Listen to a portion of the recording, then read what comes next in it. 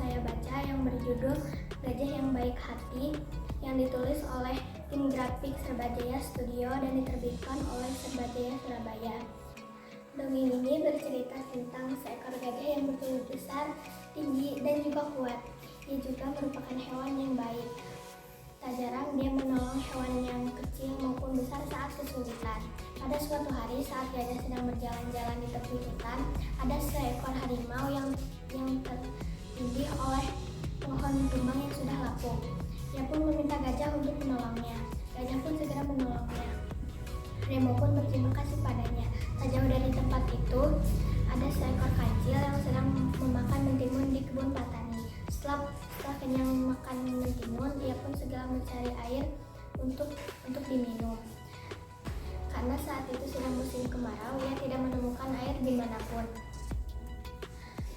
Ia pun berniat pergi ke sebuah sungai yang mungkin masih memiliki sedikit air. Tapi sungai itu memiliki dinding-dinding yang terjal. Ternyata benar saja, sungai itu masih memiliki separuh air. Ya, tanpa pikir panjang, kancil pun segera terjun ke dalam sungai itu. Setelah meminum air dengan puas, kancil pun berpikir bagaimana cara ia naik lagi dari permukaan sungai itu. Ia pun mencoba memanjat dinding-dinding yang terjal itu. Tapi karena dinding itu terlalu terjal dan licin, kancil pun terus-terusan jatuh ke bawah. Setelah terus-terusan jatuh ke bawah, kancil pun putus asa dan hanya berteriak minta tolong. Setelah berteriak minta tolong cukup lama, ada gajah pun menghampirinya. Kancil pun meminta gajah untuk turun ke bawah untuk menolongnya. Tapi gajah pun berpikir bagaimana caranya ia naik lagi jika ia turun ke bawah.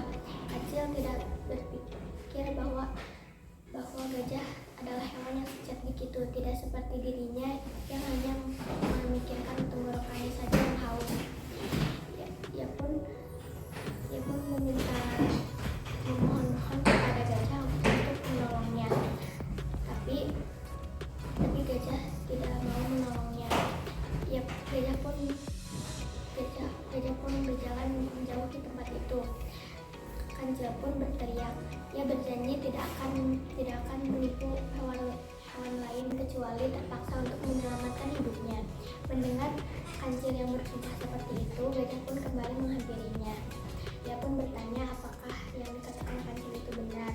Kancil pun berjanji seperti yang dikatakannya sebelumnya.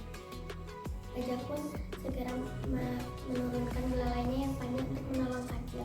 Setelah kancil sampai di atas, ia pun berterima kasih kepada gajah. Ia berjanji tidak akan melupakan budi yang diberikan oleh gajah itu.